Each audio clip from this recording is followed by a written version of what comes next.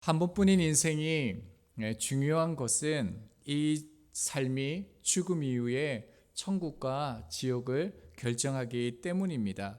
그런데 삶의 방향을 하나님의 길로 바꾸는 것이 참 어렵습니다. 어떻게 하면 될까요? 혹시 오토바이 타보신 적 있으십니까? 뭐 이렇게 가와사키 그러고 야마 그러죠. 자기 몸집보다 아주 큰 그 대형 오토바이를 타시는 분들이 그 방향의 전환을 위해서는 핸들보다 시선을 먼저 바꾸어야 한다라고 말합니다. 보통은 팔에 힘을 주어서 바꾼다라고 생각하는데 이렇게 머리가 돌면요, 시선이 돌면 온몸이 자연스럽게 그 방향을 향해 돌아간다라고 얘기합니다. 성경에서 이 시선을요, 표대라고 얘기합니다. 표대는 망을 바라보는 사람이 시선을 고정하고 바라보는 것입니다. 우리의 인생도요, 하나님의 길을 가기 위해서는 삶의 기술이 필요한 게 아니라, 이 땅에 많은 것이 필요한 것이 아니라 하나님을 향해 표대의 삶을 살아가야 한다는 것입니다. 오늘 본문의 룻이요, 표대를 향하는 그 삶을 살고 있습니다. 지난 시간에 우리 보았던 거 말씀들 기억 안 나시죠? 제가 짧게 얘기하면요, 지난 시간에 룻을 결혼시키기 위해서 나오미가 여러 당부의 말을 합니다. 타작하는 날에 보아스가 누운 곳을 잘 보았다가 잠자리에 누우면 같이 누우라라고 얘기하고 있습니다. 오늘 본문은 그 이후에 룻이 보아스에게 청혼하는 그 내용입니다. 6절 말씀을 한번 보겠습니다. 룻이 타작마당으로 내려갑니다. 그리고 시어머니의 말씀대로요, 하나도 빠짐없이 모두 다 명령대로 행하였다라고 얘기하고 있습니다. 이것은 아무리 그 율법에서 규정을 해 놓았다 할지라도요, 이런 경우가 이스라엘에서는 흔치가 않습니다.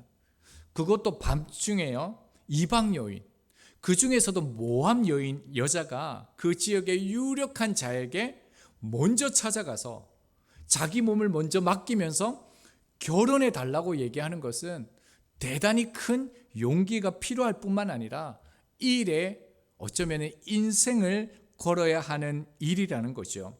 그런데 룻은 이 시어머니 말씀에 온전히 순종하게 되어집니다. 여기서 사람에게 순종한다는 것은요, 사실은 하나님을 의지한다는 뜻을 내포하고 있습니다. 잠언 16장 9절 말씀입니다. 사람이 마음으로 자기의 길을 계획할지라도 그의 걸음을 인도하시는 이는 여호와이시니라. 룻은 이 사실을 믿었습니다. 그래서 하나님의 뜻이 어떠하든지 또 그로 인해 힘든 일이 있을지라도 지금 룻이 순종하며 나가고 있는 것이죠.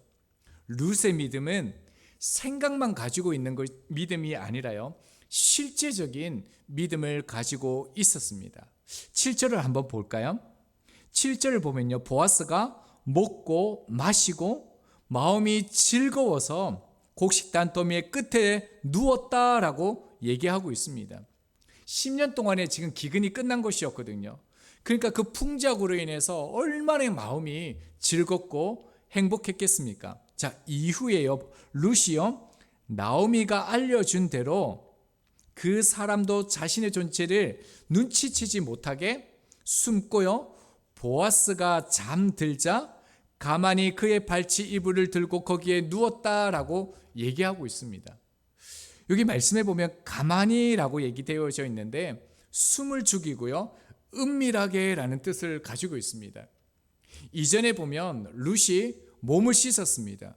기름을 바르고요, 가장 좋은 옷을 입고 지금 나왔거든요.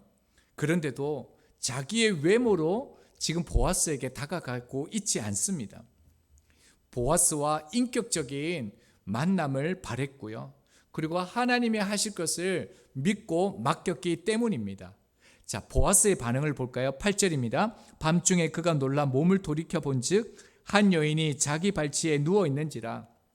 보아스가 밤중에 잠을 자다가 발밑에서 무언가 느껴져서 놀라 잠을 깹니다. 밤중이라고 되어져 있는데요, 모두가 잠든 어두운 밤을 뜻하는 단어입니다. 그리고 이 놀라라는 것은 그냥 이렇게 놀라는 게 아니라요, 두려움에 소스라치게 놀라는 것입니다.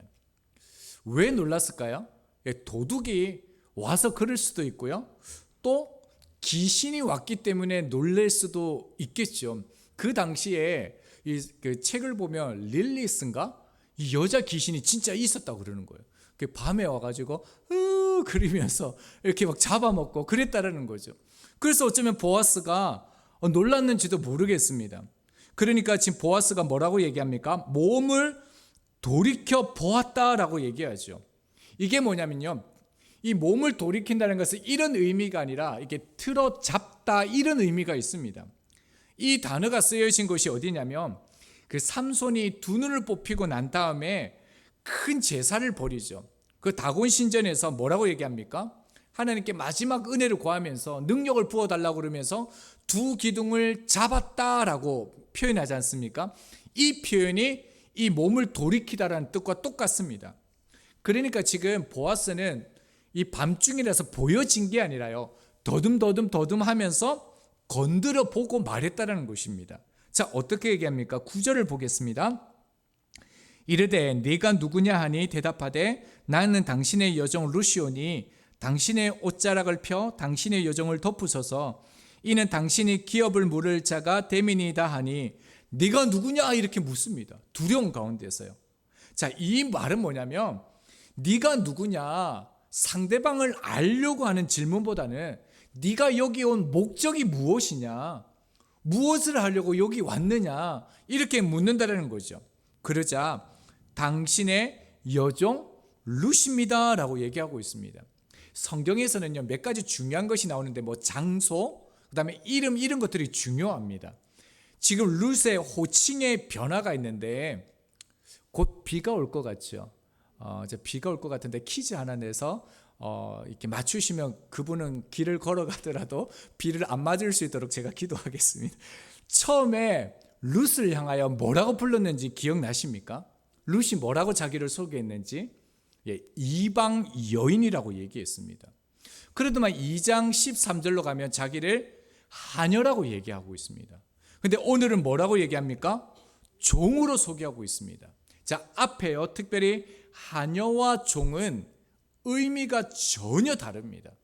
하녀는 쉽게 말해서 결혼 같은 거는 엄두도 내지 못할 그런 관계를 의미합니다. 그런데 금방 룻이 종이라고 얘기했던 이 단어는 아마라는 이 단어거든요.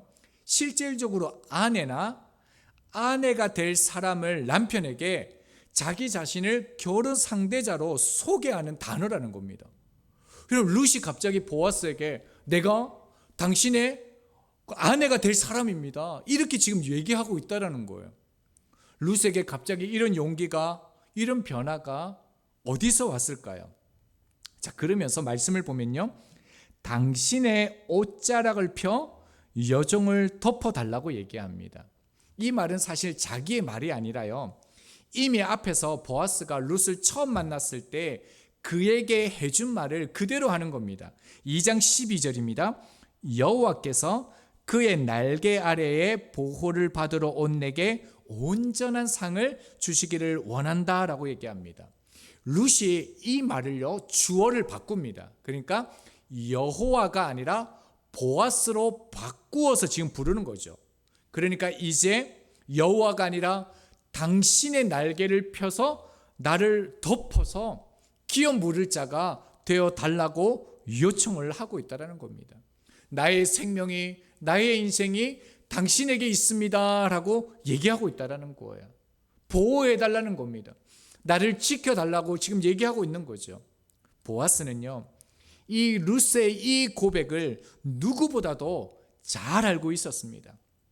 보아스는 우리가 기생 라합의 아들임을 우리가 살펴보았습니다.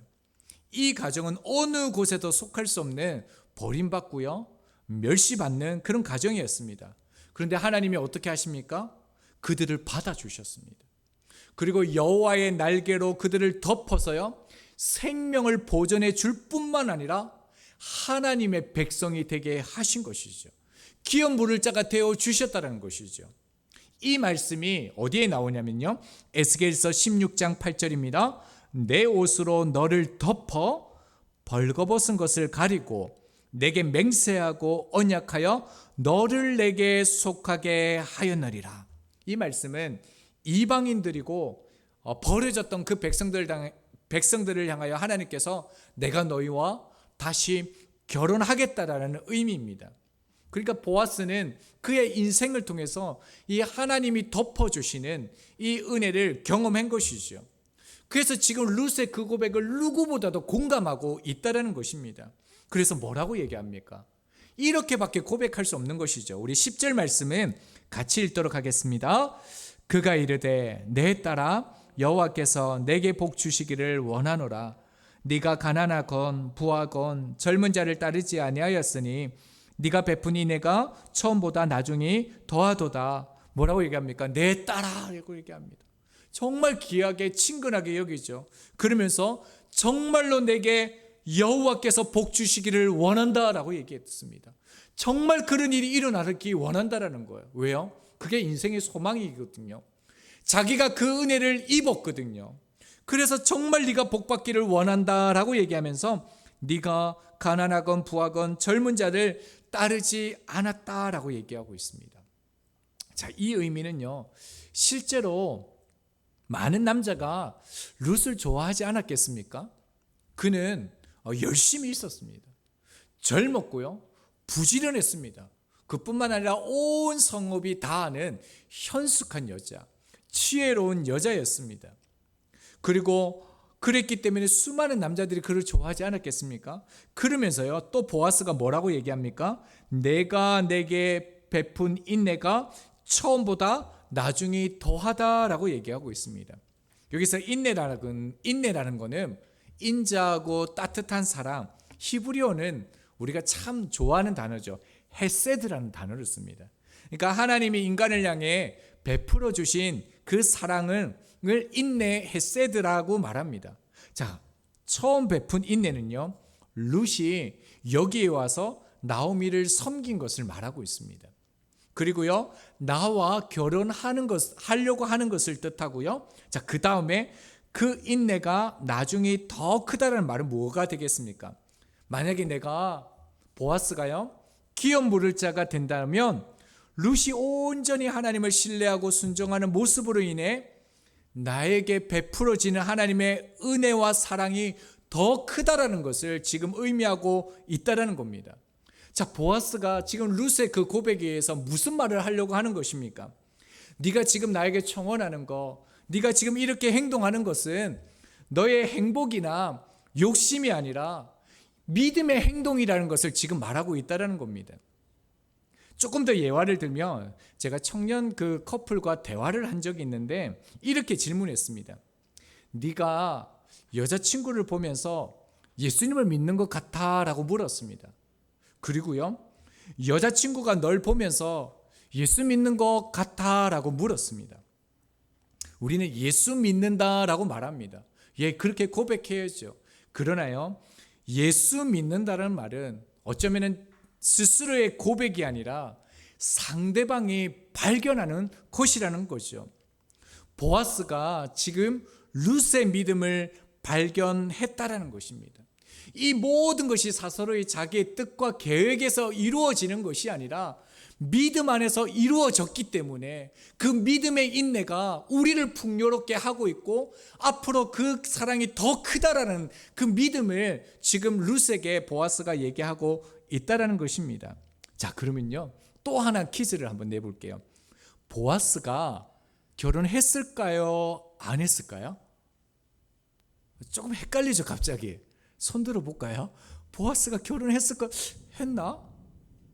안 했다 그러네, 천둥이요. 안 했다 그러는데, 그러면 왜 안 했을까요? 능력도 있고요, 친절하고요, 배려심도 있고, 누구나 좋아할 만한 보아스 아닙니까? 자매들이 결혼할 때 보아스와 같은 남자 주십시오, 그렇게 기도하거든요. 그런데 왜 이렇게 늦도록, 지금 룻이 20세라면 보아스는 한 45세 전후로 보거든요. 이때까지 왜 결혼을 안 했냐라는 겁니다. 왜냐하면 자기 그 가정 때문에 그렇습니다. 라합이 이방 민족 기생이었다는 것은 치명적인 약점이었습니다. 가문과 혈통을 따지고 겉으로 거룩함을 드러내는 중시하는 이스라엘의 그 여자들에게 있어서는 보아스가 여러모로 좋은 조건을 가지고 있었지만 치명적인 결격 사유를 가진 신랑감이었다는 거죠.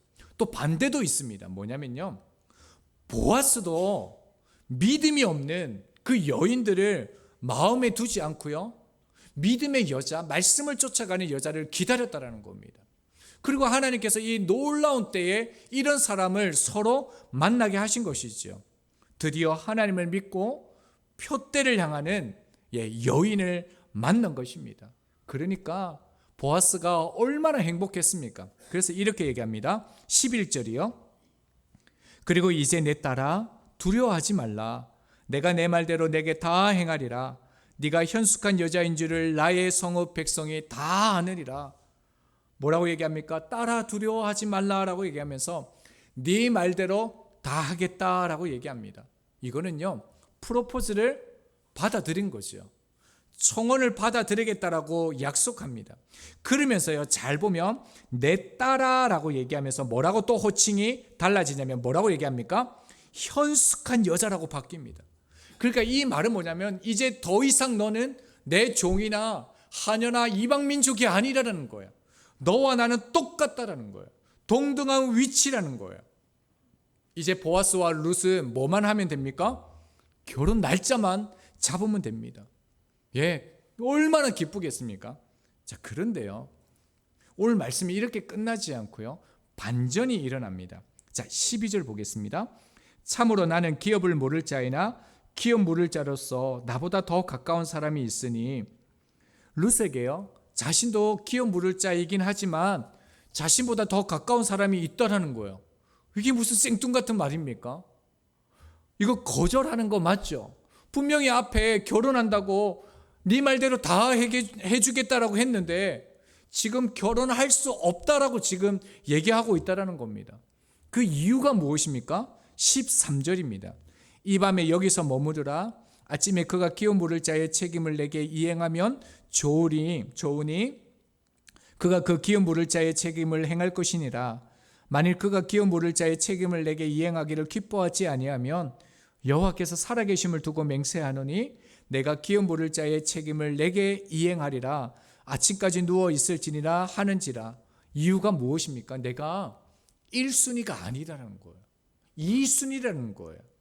그래서 그 1순위가 기업 물을 자의 책임을 이행할 거다. 너랑 결혼할 거다. 이렇게 얘기하는 거예요. 그러나 만약 그가 기업 물을 자의 책임을 이행하지 아니하면 여호와께 맹세하면서 내가 이행하겠다. 내가 너와 결혼하겠다라고 얘기합니다. 이 말은 완전한 거절이 아니죠. 포기한 게 아니라 뭐라고 얘기합니까? 이제는 룻 가만히 있어. 내가 1순위 고엘과 얘기하면서 내가 어떻게 하든지 너와 결혼할 수 있도록 방법을 찾아보겠다라는 그 의지, 마음이 담겨져 있는 것입니다. 그러면서 아침까지 누워 있으라라고 얘기하는데 이 부분은 다음 주 본문과 연결해서 말씀을 좀 나누도록 하겠습니다. 이제 좀 말씀을 적용하겠습니다. 분명히 앞에서요, 나오미는 룻의 행복을 위해서 결혼하라고 했습니다. 그런데 지금 잘 보시면요, 룻이 행동했던 것을 보면 룻은 자기 행복을 위해서 결혼하려는 것이 아니라는 거예요. 내가 행복하기 위해서 보아스와 결혼하려고 하는 게 아니라는 거예요. 그 이유가 무엇입니까? 하나님의 기업을 무르기 위해서 지금 룻이 결혼하려고 하고 있다는 겁니다. 바로 이것입니다. 이방 여인, 그것도 모압 여인이 과거의 상처와 아픔으로 고통당하는 삶이었지만 상황을 바꿀 수 있었던 것은요, 이 하나님의 말씀을 향하여 나아갔기 때문이라는 겁니다. 신명기 25장 6절입니다. 형제들이 함께 사는데 그 중 하나가 죽고 아들이 없거든 그 죽은 자의 아내는 나가서 타인에게 시집가지 말 것이죠. 그러니까 기업 물을 자 고엘에 대해서 지금 설명하는 말씀이죠. 그러니까 룻은 이 말씀을 실제로 믿었다라는 거예요. 자기의 말씀으로 가지고 왔다라는 거예요. 그러니까 이 말씀을 이루기 위해서 살아가는 사람은 환경적인 요인을 뛰어넘고요, 과거의 아픔과 상처도 뛰어넘는다라는 것입니다. 저희도 마찬가지입니다. 말씀대로 살아가는 것이 너무 힘든 시대를 정말로 살아가고 있는 것 같습니다. 역설이지만요, 그렇기 때문에 더욱더 우리가 말씀을 쫓는 그 삶을 살아야 합니다. 자, 이 모든 일을 계획한 나오미도요, 말씀을 향해서 나가고 있었을까요? 자, 그리고 또 하나 질문해야 될 것은 뭐냐면, 나오미가요, 1순위 기업 물을 자가 있었다라는 거. 지금 보아스는 2순위거든요. 나오미가 지금 1순위 기업 물을 자가 있었다는 것을 몰랐을까요? 알았을까요? 예, 알았죠. 모를 수가 없습니다. 그러면 왜 2순위에게 가라고 했습니까? 그 당시에 이 베들레헴 작은 성이기 때문에, 그리고 그 민족이 땅을 배분받았기 때문에 친족끼리 그렇게 살고 있었습니다. 다 알고 있습니다. 그런데도 나오미가요, 1순위 고엘에게 보내지 않고요, 보아스에게 보낸 이유가 있습니다. 우리가 앞에 말씀을 살펴보았지 않습니까? 이 베들레헴으로 돌아와서 우연히 밭에 갔는데 누구의 밭에 갔습니까? 보아스의 밭에 갔습니다. 그리고 또 마침 그때 누가 왔습니까? 보아스가 왔습니다. 그리고 양식을 구하는데 도저히 구할 수 없는 양의 음식을 구합니다. 그뿐만 아니죠. 나중에 너에게 이렇게 친절을 베푼 자가 누구냐라고 얘기했을 때 누구라 얘기합니까? 보았습니다 라고 얘기합니다. 깜짝 놀랐죠. 이 모든 상황들 가운데서 기도했던 나오미는 하나님의 뜻을 본 것입니다.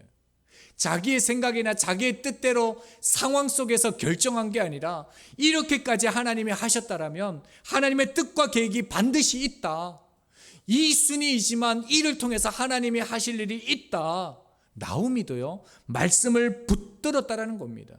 그러니까 하나님의 말씀을 붙들으니까 상황을 쫓아가지 않고요, 환경의 지배를 받지 않고요, 룻을 향하여 담대히 얘기하는 거죠. 이순이 보아스에게 나가라라고 얘기했다는 겁니다. 마찬가지 룻도 그랬습니다. 당시에 많은 청년들이 청혼했지 않습니까? 나오미도 결혼하라고 하고 있고, 그리고 실제로 자기도 결혼해야 됩니다. 행복을 위해서 결혼해야 됩니다. 그런데 앞에 보면요, 응하지 않습니다. 결혼하지 않았습니다. 왜 그렇습니까?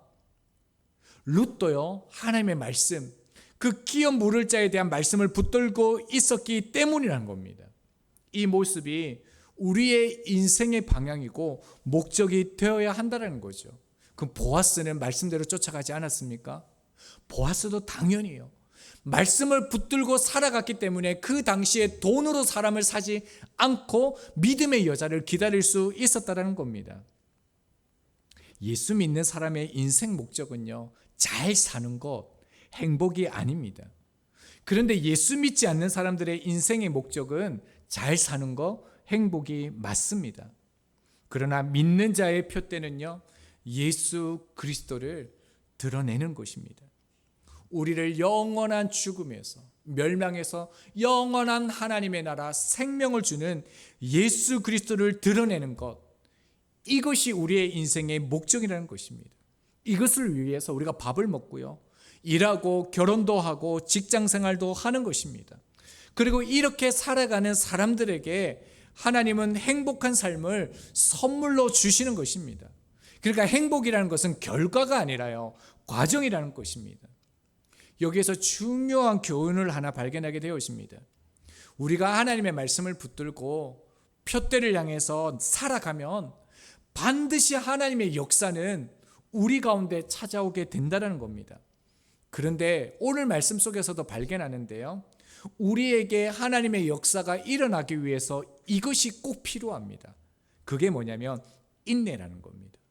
자, 오늘요, 룻이 말씀을 가지고 나아갔는데 결국 어떻게 됐습니까? 충격 아닙니까? 이제 이 룻은 어떻게 될지 몰라요. 끝났어요. 목숨을 걸고 인생을 걸고 보아스에게 나아갔는데 보아스가 안 된다라고 그렇게 얘기를 해버렸습니다. 나중에 저희들이 내용을 다 알고 있기 때문에 괜찮지만요, 나오미도 이 소식을 들었을 때 어떻게 했습니까? 좌절이죠. 실망할 수 있죠. 보아스도 대답은 했지만 1순위 고엘이 있는데 자기도 어떻게 할 수 없다라는 겁니다. 자, 하나님께서 이런 상황을 주신 이유가 무엇이겠습니까? 룻도 나오미도 보아스도 인내가 필요하기 때문입니다. 이 과정을 통해서 하나님께서 주시는 것은 뭐냐면, 인생의 주인은 내가 아니라 하나님이심이 드러나야 하기 때문입니다. 내 생각대로 계획이 인생대로 열려지지 않을 때요, 그때 우리가 잊지 말아야 할 것은 내 인생의 주인은 내가 아니다라는 겁니다. 내 인생의 주인은 하나님이시기 때문에 내 때가 아니라 우리들은 하나님의 때를 기다려야 합니다. 히브리서 10장 36절입니다. 너희에게 인내가 필요함은 너희가 하나님의 뜻을 행한 후에 약속하신 것을 받기 위함이라. 인내하면요, 반드시 하나님의 뜻은 이루어진다라고 말씀합니다.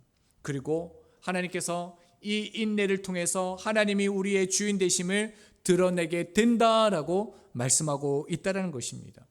실제로 룻기를 보면 하나님이 등장하지 않습니다. 룻기에 보면 하나님이라는 단어가 없습니다. 그뿐만 아니라 흔한 하나님의 말씀의 역사도 전혀 나타내고 있지 않습니다. 그렇다고 이 룻기가 하나님 말씀이 아닙니까? 성경이 아닙니까? 아니죠. 하나님의 말씀도 드러나지 않고 하나님이라는 단어도 없고 역사도 전혀 드러나지 않지만은 이것은 하나님의 말씀입니다. 왜 그렇습니까?